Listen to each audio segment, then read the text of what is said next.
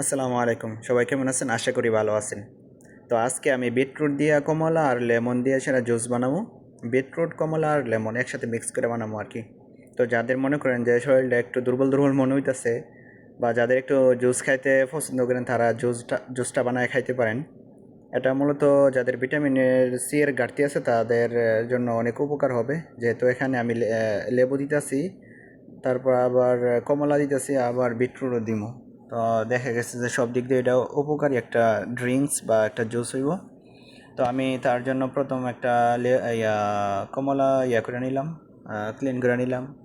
কমলা নেওয়ার পর একটা লেবু নিছি, লেবুর একবার ছোটো দিক দিয়া খোসাগুলা ছাড়াই নিতেছি।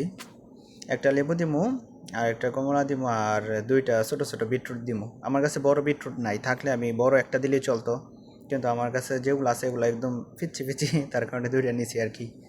দেখা গেছে বেশি একবার বিটরুট হয়ে গেলে বিটরুটের একটা হালকা একটু ব্যাড স্মেল থাকে। তো যারা বিটরুট তেমন পছন্দ করেন না, তারা একটা দিলেও পারেন, ছোটো একটা দিবেন।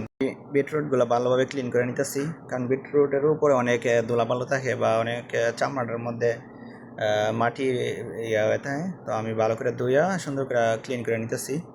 তো আমি সবগুলা কোটি কোটি করে কাটবো সুন্দর করে। এই জুসটা মূলত আমাদের কোম্পানিতে বিক্রি করে না, এটা মূলত আমরা মাঝে মধ্যে খাই আর কি। আমি বাজারে গেলে মাঝে মধ্যে বিটরুট আনি, মালটা আনি, কমলা আনি, আইনা জুস বানাই, নিজে খাই আর কি, নিজের জন্য। জাস্ট এটা একবার কেউ ভাববে না যে আমাদের দোকানে এভাবে বানা, আমাদের দোকানে না, জাস্ট আমি নিজে বানায় খাই আর কি। তো আমি ধরুন বিটরুট সুন্দর করে সিলাইয়া তারপর কাটিয়ে নিলাম। কাটার পরে আমি ব্লেন্ডারে দিমু। দিয়ে এসে আমার এখানে একটা পানির জার আছে, মানে পানির বোতল আছে, বোতলটা মাইপা পানি দিমু, কারণ আমার এত জুস বানানোর প্রয়োজন নাই।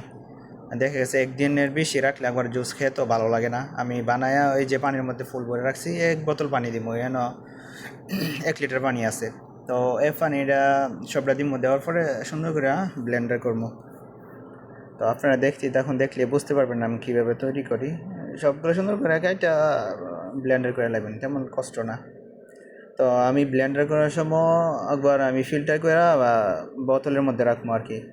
অনেকে আছে দেখা গেছে ফিল্টার ছাড়াও খেতে ভালোবাসে বা খেতে পারেন, কারণ আপনি ফিল্টারিং করলে যে বিটরুটের বা লেবুর আর কমলার যে যে ফাইবারগুলো আছে এগুলো আপনি ফালায়েন না, কারণ ফিল্টারিং করলে এটার ফাইবার বা যে সাজগুলো আছে এগুলো তো আপনি ফালাই দিতেছেন। ফালাই দিলে দেখে গেছে প্রপার আপনার উপকার পাইবেন না। তো মূলত আমার এগুলা ভালো লাগে না খাইতে, মুখের মধ্যে বাজে বা জিব্বার মধ্যে বাজে, তখন আমার আর ভালো লাগে না খাইতে, এর লেগে আমি ফিল্টারিং করে নিই। আপনারা চাইলে থাকতেও পারেন, নাও থাকতে পারেন। আমি সবাইকে সাজেস্ট করবো আপনারা কেউই সাইকেন না, কারণ সাইকে খাইলে এটার যে ফাইবারগুলো আছে এটা তো সবটা ফালাই দিতেছেন।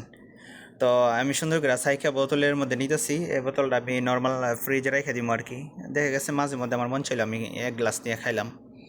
তো আমি ফুল যেহেতু 1 লিটার দিছি, এটা 1 লিটার ওই হইলে, কিন্তু আমি ইচ্ছা করে বড়শিটা একটু বাকি রাখছি, কারণ আমি এখন খামো, খাই ট্রাই করবো কেমন হয়। তো আপনারা যদি চান নিজেরা এভাবে সুন্দর করে বিটরুট দিয়া, কমলা দিয়া, লেবু দিয়া জুস বানায় খাইতে পারেন।